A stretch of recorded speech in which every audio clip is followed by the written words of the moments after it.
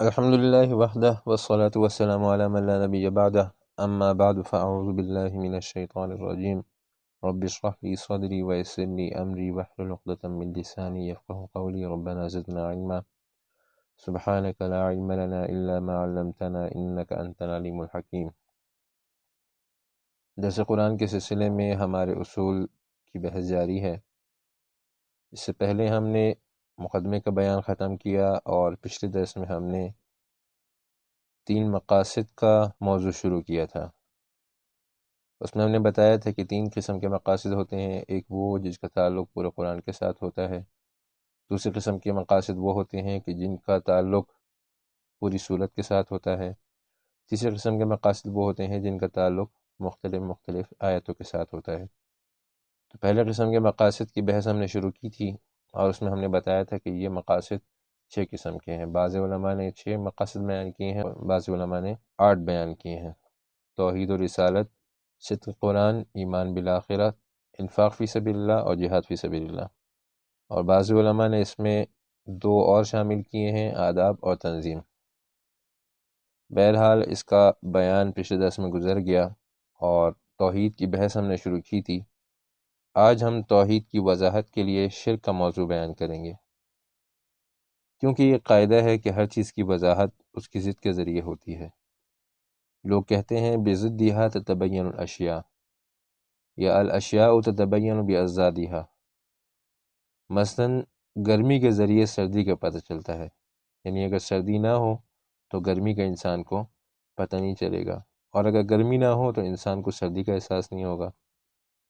اسی طرح روشنی کا علم اس وقت حاصل ہوتا ہے کہ جب اندھیرا معلوم ہو کہ اندھیرا کیا چیز ہے، اور اندھیری کی پہچان اس وقت ہوتی ہے کہ جب روشنی کی پہچان ہو۔ تو اسی وجہ سے ہم توحید کی وضاحت کے لیے یہاں شرک کا موضوع بیان کریں گے۔ ہمارا یہ موضوع چند عنوانات پر تقسیم ہوگا۔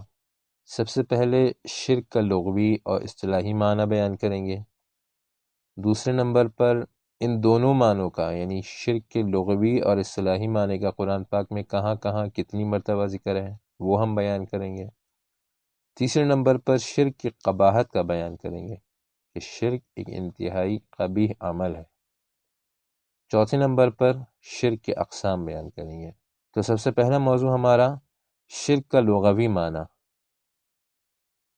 شرک لغت میں حصہ داری کو کہتے ہیں، یعنی شریک ہونا، کسی کے ساتھ حصہ دار ہونا۔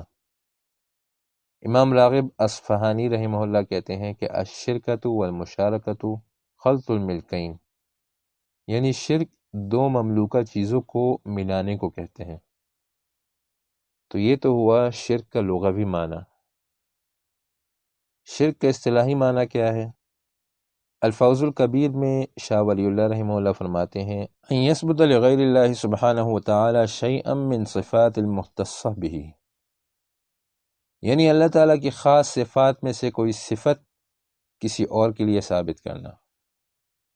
مثلا اللہ تعالیٰ عالم الغیب ہیں، تو یہ صفت کسی اور کے لیے ثابت کرنا، کسی نبی کے لیے، کسی فرشتے کے لیے یا کسی کے لیے بھی، تو یہ شرک ہے۔ تو شاہ ولی اللہ رحمہ اللہ نے الفوز الکبیر میں شرک کی یہ اصطلاحی تعریف بیان کی ہے۔ پھر قرآن پاک میں شرک کا استعمال اپنے لغوی معنی میں 5 مرتبہ ہوا ہے۔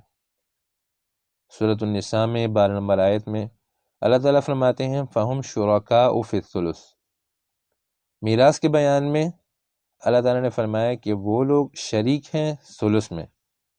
تو یہاں پہ شرک کا جو مادہ ہے یہ اپنے لغوی معنی میں استعمال ہوا ہے۔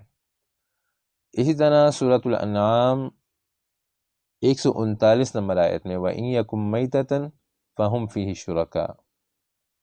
اسی طرح سورۃ طٰہٰ 32 نمبر آیت میں وَأَشْرِكْهُ فِي أَمْرِي، موسیٰ علیہ السلام نے اللہ تعالیٰ سے دعا فرمائی کہ میرے بھائی کو میرے کام میں یعنی رسالت میں شریک کر دے میرے ساتھ۔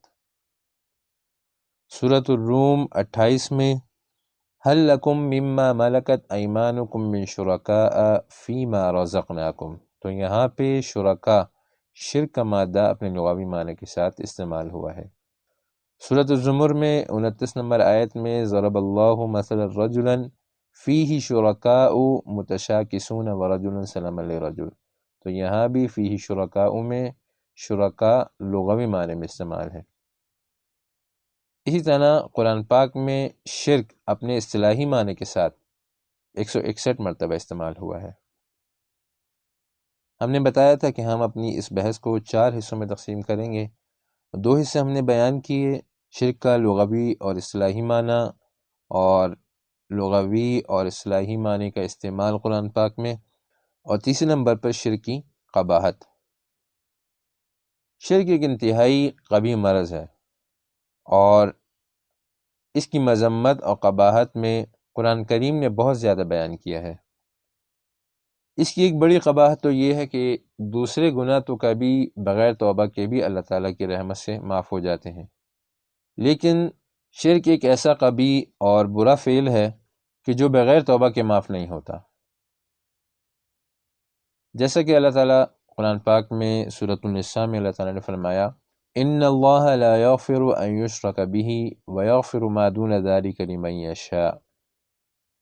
یہ آیت سورۃ النساء میں 2 جگہ ہے، ابتدائی حصہ ایک ہی ہے اور تتمہ اس کا پھر جدا جدا ہے۔ تو پہلی آیت سورۃ النساء 48 نمبر ہے، ان اللہ لا یغفر ان یشرک بہ، یقیناً اللہ تعالیٰ نہیں معاف کرتے ان یشرک بہ، کہ اللہ تعالیٰ کے ساتھ شریک کیا جائے کسی اور کو، وَيَغْفِرُ مَا دُونَ ذَلِكَ لِمَن يَشَاءُ، اور اللہ تعالیٰ بخشش کرتے ہیں اس کے علاوہ کی جس کی چاہتے ہیں، یعنی اس کے علاوہ جو گناہ ہے شرک کے علاوہ وہ اللہ تعالیٰ کبھی کبھی اپنی رحمت سے بھی معاف کر دیتے ہیں، لیکن شرک ایک ایسا قبیح اور برا فعل ہے کہ جو کہ اللہ تعالیٰ بغیر توبہ کے معاف نہیں کرتے۔ پھر فرمایا وَمَن يُشْرِكْ بِاللَّهِ فَقَدِ افْتَرَىٰ إِثْمًا عَظِيمًا، جو شخص شریک کرے اللہ تعالیٰ کے ساتھ فقد افطرا اسما عظیما، تو اس نے گھڑ لیا بہت بڑا گناہ، یعنی اس نے بہت بڑا گناہ کیا۔ اسی طرح 116 نمبر آیت میں اللہ تعالیٰ فرماتے ہیں ان اللہ لا یغفر ان یشرک بہ ویغفر ما دون ذلک لمن یشاء ومن یشرک باللہ فقد ضل ضلالا بعیدا۔ تو یہاں فرمایا کہ جو شخص شرک کرے تو وہ بہت بڑی گمراہی میں ہے۔ تو یہ دونوں آیتیں ایک ہی ہیں، بس تتمہ اس کا مختلف ہے۔ پہلی میں فرمایا کہ اس نے بہت بڑا گناہ کیا، اور دوسری میں فرمایا کہ بہت بڑی گمراہی میں ہے۔ تو اس آیت میں 3 قباحت شرکی بیان ہوئی۔ ایک تو یہ کہ شرک اسم عظیم ہے، بڑا گناہ ہے، دوسرا شرک گمراہی ہے، تیسری قباحت یہ بیان ہوئی کہ بغیر مغفرت کے یہ گناہ معاف نہیں ہوتا۔ شرک کی چوتھی قباحت یہ ہے کہ مشرک پر اللہ تعالیٰ نے جنت حرام کر دی ہے، اور وہ جہنمی ہے، جیسا کہ اللہ تعالیٰ فرماتے ہیں انہ من یشرک باللہ، یقیناً وہ شخص جو شریک کرے اللہ تعالیٰ کے ساتھ، فقد حرم اللہ، تو حرام کر دیا اللہ تعالیٰ نے علیہ الجنہ، اس پر جنت، ومأواہ النار، اور اس کا ٹھکانہ آگ ہے۔ سورۃ المائدہ 72 نمبر آیت۔ اسی طرح 5ویں قباحت شرک کی یہ ہے جو کہ اللہ تعالیٰ نے قرآن پاک میں بیان فرمائی ہے سورۃ الحج 31 نمبر آیت میں، وَمَن يُشْرِكْ بِاللَّهِ فَكَأَنَّمَا خَرَّ مِنَ السَّمَاءِ فَتَخْطَفُهُ الطَّيْرُ أَوْ تَهْوِي بِهِ الرِّيحُ فِي مَكَانٍ سَحِيقٍ، یعنی مشرک شخص ایسا ہے کہ جو آسمان سے گرا اور پھر پرندوں نے اسے ٹکڑے ٹکڑے کر دیا، یا ہوا نے اسے گہرے گڑھے میں گرا دیا۔ تو یہ مشرک کی مثال ہے اور اس کی قباحت ہے۔ 6ٹھی قباحت اللہ تعالیٰ نے یہ بیان فرمائی ہے کہ شرک بہت بڑا ظلم ہے، جیسا کہ ان الشرک لظلم عظیم، سورۃ لقمان 13 نمبر آیت، کہ شرک بہت بڑا ظلم ہے۔ ہمارے اس موضوع کا چوتھا عنوان شرک کی اقسام۔ تو یہاں یہ بات سمجھیں کہ شرک کی اقسام تو بہت زیادہ ہیں، وجہ اس کی یہ ہے کہ اللہ تعالیٰ کی صفات اور حقوق بہت زیادہ ہیں، تو اسی وجہ سے اللہ تعالیٰ کی ہر صفت اور ہر حق میں شرک کی ایک قسم بن جاتی ہے۔ لہٰذا جب اللہ تعالیٰ کی صفات اور حقوق بہت زیادہ ہیں تو اس کی مناسبت سے شرک کی اقسام بھی بہت زیادہ ہوئی۔ پھر شرک کی تقسیم میں علماء کے مختلف طریقے اور اصطلاحات ہیں، اور ہر ایک طریقہ اپنی جگہ صحیح ہے۔ امام راغب رحمہ اللہ کہتے ہیں کہ شرک کی دو قسمیں ہیں، ایک کو شرک عظیم کہتے ہیں جو کہ اللہ تعالیٰ کے ساتھ کسی کو شریک کرنا ہے، اور دوسری قسم شرک صغیر ہے، یعنی ریاکاری اور نفاق وغیرہ۔ تو یہاں پہ امام راغب رحمہ اللہ نے شرک کی دو قسمیں کی ہیں۔ اس کے علاوہ بھی علماء نے مختلف اصطلاحات ذکر کی ہیں، جیسا کہ شیخ احمد رومی رحمہ اللہ نے شرک کی 6 قسمیں بیان کی ہیں۔ وہ فرماتے ہیں کہ پہلی قسم ہے شرک الاستقلال، یعنی دو مستقل الہ ماننا، جیسے کہ مجوس کا شرک ہے۔ مجوس دو الہ مانتے ہیں، ایک خیر کا جسے وہ یزدان کہتے ہیں اور ان کا اس سے مراد اللہ تعالیٰ ہوتے ہیں، اور دوسرا الہ وہ شر کا مانتے ہیں اور اسے وہ اہرمن کہتے ہیں اور اس سے شیطان مراد ہوتا ہے۔ تو ایک قسم یہ ہوئی شرک الاستقلال۔ دوسری قسم وہ بیان کہتے ہیں شرک التبعیض، یعنی ایک الہ سے دوسرے الہ کی ترکیب، یعنی ایک الہ سے دوسرے الہ کا بننا، جیسے کہ نصاراؤں کا شرک ہے، عیسائیوں کا۔ وہ کہتے ہیں کہ ان اللہ ثالث ثلاثہ، کہ اللہ تعالیٰ جو ہیں وہ 3 میں سے تیسرے ہیں۔ تو وہ لوگ 3 الہ مانتے ہیں، ایک اللہ تعالیٰ، دوسرا عیسیٰ علیہ السلام، اور تیسرا مریم رضی اللہ عنہ۔ تو یہ ہے شرک التبعیض۔ تیسرا وہ کہتے ہیں کہ شرک التقریب، یعنی غیر اللہ کی بندگی اس لیے کرنا کہ وہ ہمیں اللہ تعالیٰ کے نزدیک کر دے، تو اسے شرک التقریب کہتے ہیں۔ چوتھے نمبر پر شرک التقلید، کسی کی تابعداری کی وجہ سے غیر اللہ کی بندگی کرنا، جیسا کہ قرآن پاک میں ہے سورۃ البقرہ 17 نمبر آیت میں، وَإِذَا قِيلَ لَهُمُ اتَّبِعُوا مَا أَنزَلَ اللَّهُ قَالُوا بَلْ نَتَّبِعُ مَا أَلْفَيْنَا عَلَيْهِ آبَاءَنَا، اور جب کہا جاتا ہے ان سے کہ تابعداری کرو اس کی جو نازل کی ہے اللہ تعالیٰ نے، قالوا تو وہ کہتے ہیں بل نتبع، بلکہ ہم تو تابعداری کریں گے، ما الفینا علیہ آباءنا، کہ جس پر ہم نے پایا اپنے آبا و اجداد کو۔ تو مطلب یہ ہے کہ ہم اپنے آبا و اجداد کی پیروی کریں گے اور جو اللہ تعالیٰ نے نازل کی اس کی پیروی نہیں کریں گے، تو یہ بھی شرک ہے، اور یہ کسی کی تابعداری میں غیر اللہ کی بندگی کرنا ہے۔ اسی طرح اللہ تعالیٰ نے سورۃ المائدہ 104 نمبر آیت میں فرمایا، وَإِذَا قِيلَ لَهُمْ تَعَالَوْا إِلَىٰ مَا أَنزَلَ اللَّهُ، اور جب کہا جاتا ہے ان سے کہ آ جاؤ اس کی طرف، عمل کرو اس پر جو اللہ تعالیٰ نے نازل کیا ہے، وَإِلَىٰ الرَّسُولِ، اور رسول کی طرف آ جاؤ، قَالُوا تو کہتے ہیں حَسْبُنَا مَا وَجَدْنَا عَلَيْهِ آبَاءَنَا، کافی ہے ہمارے لیے وہ کہ جس پر پایا ہم نے اپنے آبا کو۔ 5ویں نمبر پر شرک الاسباب، یعنی ظاہری اسباب پر بھروسہ کرنا، وَهُوَ الْإِسْنَادُ لِتَحْصِيلِ الْأَسْبَابِ الْعَادِيَةِ، یعنی عام ظاہری اسباب کی طرف نسبت کرنا اپنے کاموں کی، جیسے کہ فلاسفہ کا شرک ہے۔ تو عام ظاہری اسباب پر عقیدہ رکھنا تو یہ بھی شرک ہے۔ 6 نمبر پر شرک الاغراض، غیر اللہ کے لیے کام کرنا اور ریاکاری کرنا۔ تو یہ 6 قسمیں احمد رومی رحمہ اللہ نے بیان کی ہیں، شرک الاستقلال، شرک التبعیض، شرک التقریب، شرک التقلید، شرک الاسباب اور شرک الاغراض۔ لیکن پھر اس میں ایک تفصیل ہے کہ اس میں پہلی 4 قسمیں تو بالاتفاق کفر ہیں، شرک الاستقلال، شرک التبعیض، شرک التقریب اور شرک التقلید، تو یہ تو بالاتفاق کفر ہے۔ جہاں تک 5ویں قسم کا تعلق ہے شرک الاسباب، تو اس میں تفصیل ہے۔ اس میں 2 صورتیں ہیں، اگر ان اسباب کو بذات خود مؤثر سمجھے تو یہ تو بالاتفاق کفر ہے، اور اگر ان اسباب کو بذات خود مؤثر نہ سمجھے تو یہ کفر نہیں۔ ہم نے بتایا تھا کہ علماء نے شرک کی مختلف اقسام بیان کی ہیں، اور اس میں علماء کے مختلف طریقے ہیں۔ ایک طریقہ تو یہ ہوا جو ہم نے اس سے پہلے بیان کیا۔ ایک اور طریقہ ہے، علماء نے شرک کی 4 اقسام کی ہیں، شرک فی الربوبیہ، شرک فی الالوہیہ، شرک فی الاسماء والصفات، شرک فی التشریح۔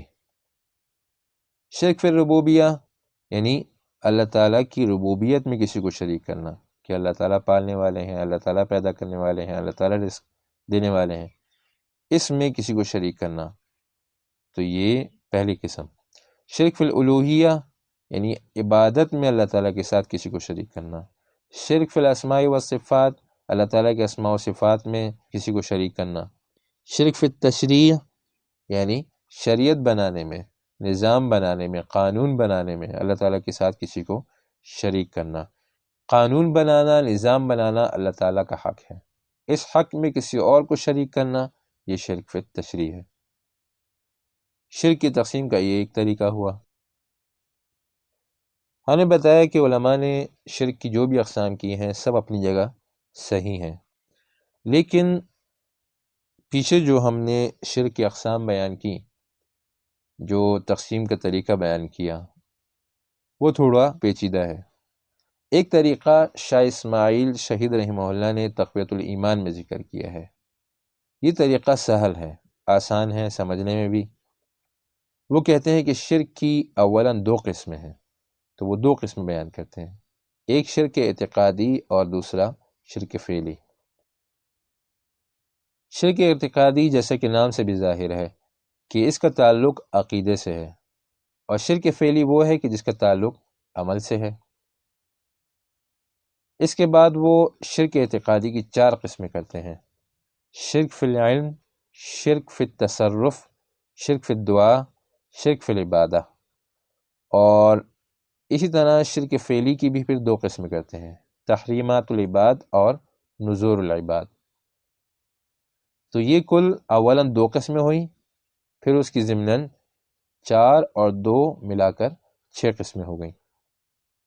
تو یہ تھیں شرک کی اقسام جو کہ ہم نے آپ کے سامنے اجمالاً بیان کی۔